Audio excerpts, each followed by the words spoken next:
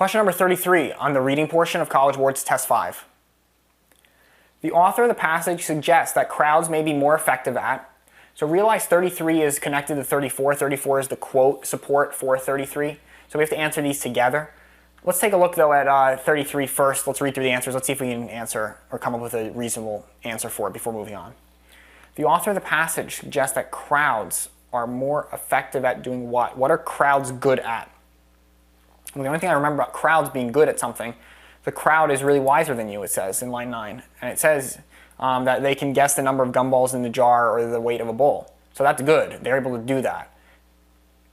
I don't think people are good at doing anything else because the passage was all about how people are manipulated when you have to qualify or evaluate data or evaluate comments. So crowds maybe, and suggest. So suggest means that you're nudging it. He's going and he's suggesting something. He doesn't outright say it, but he's hinting at it. Crowds may be more effective at creating controversy than examining an issue in depth. Good, bad answer. Well, I guess crowds, oh man, this is good because this is hoping that you answer this question like so. This is the logic that the College Board wants you to make in order to get the wrong answer. The author of the passage suggests that crowds may be more effective at creating controversy than examining issue in depth. Because you might think, yeah, crowd, like I'm not part of the crowd. I'm not part of that, the herd. And the herd creates controversy instead of just examining issues, If only the crowd could understand, you think about this problem that way. But guess what? Again, I don't care what you think. I don't care about what the world is like. I don't care how people act. We only care about what the author in the passage said that crowds are effective at. Does the author ever say that crowds are effective at creating controversy rather than examining an issue in depth? They ever say that, yeah, people just want controversy. That's going to be it. No, they don't talk about that, even though that might be true in real life. That has nothing to do with what the question's asking. They're not asking, like in real life, which of these do you think is true? They're saying, what does the author of the passage say that crowds are good at? And he never says, oh, crowds are good at creating controversy. They're bad at examining issues in depth. For all we know, these people are very informed. We don't know their level of education, understanding, cognitive ability. I don't know. Maybe people are naturally able to do this. A is a good, bad answer. B, reinforcing members' ideas and challenging those ideas. Wow, this is actually a really good question. Whoever made this question, good job, College Board. Because this is another answer that you would pick. They're just hitting you left and right, with these crazy answers that are true. They might be true outside of the passage. However, that's not what the question's asking. We care about what the crowds are good at, according to what the author said. And B says reinforcing members' ideas and challenging. It's like, yeah, the herd mentality, just a reinforcing echo chamber. You can't think for yourself. You can't think independently. That's the narrative that they want you to follow. Once again, even though that might be true, they never talk about that in the passage. The author never says crowds are good at reinforcing members' ideas, then challenging those ideas. He never says, yeah, they don't really challenge ideas. What did we find out, actually? When we got artificially downvoted comments, they were upvoted in reality by people. So they're not entirely unable to challenge ideas. They're willing to challenge ideas when they're falsely negative. So I'm not liking B either. What about C? Arriving at accurate quantitative answers, then producing valid qualitative judgments. Beautiful. This, as a side, this reading on this test is amazing. Probably, I think maybe the hardest reading of any test they've given. Arriving at accurate quantitative answers and producing valid qualitative judgments. And you read that, you're like, I have no idea what that means. And then again, you instead of embracing that fear of not understanding what it means or trying to place exactly the portions of the text that match the logic of the answer choice, all you do is say, I don't know, and you cross it off, you write it off. Don't do that. Because again, this is another example of the way that the College Board makes the right answer look wrong. And they make it look wrong by confusing you and making you feel uncomfortable picking the answer. What about C? Let's look at D. So even pretend like we didn't understand what C said. Let's look at D. Ranking others' opinions and developing genuinely original positions. Notice how D, A, and B all are the same. They all say exactly the same thing, that the herd is, that's what they do. They're good at screwing things up. The crowds may be more effective at ranking other opinions than developing genuinely original. He never says that. He never says, oh, the crowd is bad at making consensus decisions. The crowd is bad at making original positions. The crowd is only good at ranking other people's positions and opinions.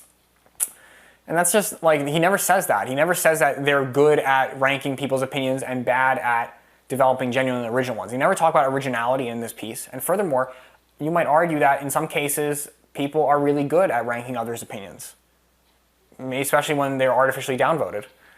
Notice what C says though. Arriving at accurate quantitative. Quantitative means number, numeric. The quantity of something, the physical number of things. Arriving at accurate quantitative answers, then producing valid qualitative judgments, the quality of something, the worth or price of something, or the quality of something. Isn't that exactly what he said? He says that crowds are more effective at guessing a number of gumballs in a jar or whatever than producing valid qualitative judgments. How good is this vacuum cleaner? How good is this comment? Is this a positive upvote comment or a negative comment? And he says overall, people's opinions are swayed. Even though the wisdom of the crowd holds for quantitative answers, it doesn't hold for qualitative answers. I think the answer is going to be C, but it's good that we have the quotes to back this up. So let's take a look at 34.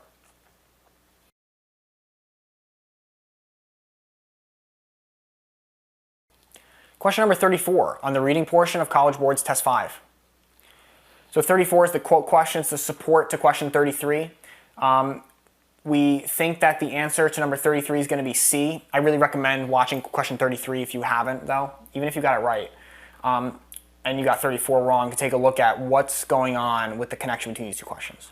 So we need to find a quote. So forget about the answer choices for 33. As always, this is how we like to do these paired questions. Forget about the answers for 33. Understand what the question's asking in 33. The author suggests that crowds are more effective at. So we need to find a quote that answers, according to the author, what are crowds good at doing? They are effective at doing what? So let's read A, and we have to ask ourselves, are crowds good at doing whatever we're about to read? Sometimes the crowd really is wiser than you. I feel like that's like a warm answer. We're getting warmer, but that's like saying the author of the passage suggests that crowds may be more effective at being wiser than you. It's like, okay, maybe. Maybe the author suggests that crowds can be wiser than you sometimes. But that wasn't an answer for 33. They were more effective at being wiser than you. A, I think for 34 is lacking. I think we're getting warmer. This is a quote where you notice how things get warmer or colder depending on where it is in the passage. And A didn't say anything of substance. Avoid answer choices that don't say anything of substance. What about 11 to 14? So we have to remember, we have to ask ourselves this one question. Crowds are more effective at doing what? Let's read. Is this going to tell us what crowds are more effective at doing? Your guess is probably going to be far from the mark, whereas the average of many people's choices is remarkably close to the true number. So what does that say? It says that people are, the crowd, the average of many people's choices is remarkably close, or the crowd is able to arrive at accurate quantitative information. I like that. Because what's the answer we thought for 33? We think that crowds are good at arriving at accurate quantitative answers. I like B. What about C? Is this going to tell us about crowds are more effective at doing something? 17 to 20. According to one theory, the wisdom of the crowd still holds. Measuring the aggregate of people's opinions produces a stable, reliable value. So realize this quote is in context to this open-ended question, this unanswered question yet in the scientific community. He's saying, the author is, what happens when the goal, remember this is the reversal, but what happens when the goal is to judge something less tangible? And then he says, according to one theory, the wisdom of the crowd still holds. But realize the context. Skeptics, however, argue that people's opinions are easily swayed. So this is not a thing that the author believes. The author does not believe this quote, questions 16 to 20, 17 to 20. He doesn't believe, like, I think that people can come up with accurate qualitative answers. He's just providing a view. Some people think that the wisdom of the crowd holds. But realize that's not what the author believes about crowds. The author believes that crowds are more effective at creating qualitative answers. That's not an answer choice. They don't talk about that. They only talk about arriving at accurate quantitative answers and producing valid qualitative judgment, because if we know what the passage was about, that's exactly what it was going to say. This is just bringing up one belief, but this is not the belief that the author holds, because the author knows the results show that people's opinions are swayed. Even though they create accurate, you can converge on an accurate number of like marbles in a jar, coins in a jar, how high a building is, whatever. So I think C is really deceptive of an answer for 34 because it's just bringing up one side of the argument, but it's not actually what the author thinks about crowds. What about D, 25 to 28? Does this talk about what the author thinks about crowds are good at? To test which hypothesis is true, you would need to manipulate huge numbers of people, exposing them to false information and determining how it affects their opinions. That doesn't talk about what crowds are good at. That's just saying we need to, we need to test this via an experiment and figure out if it works. I like B a lot for 34 because it's the only answer that literally says that people or the crowd can arrive at an accurate quantitative or numerical solution. And what do we know about the rest of the passage? We know that the rest of the passage says that rather than coming up with valid qualitative judgments, they can't come up with quality as much as coming up with quantity. So the answer number 34 is going to be B, and that's going to match up nicely with the answer to 33, which is C. Those are the only two answers I think that nicely pair together. Watch out for 33 for A, B, and D, because those are all answers that might be true or might seem true, but they're really all saying the exact same thing. And furthermore, none of those choices are substantiated by the text ever. Again, the answer to 33 is going to be C, 34, B.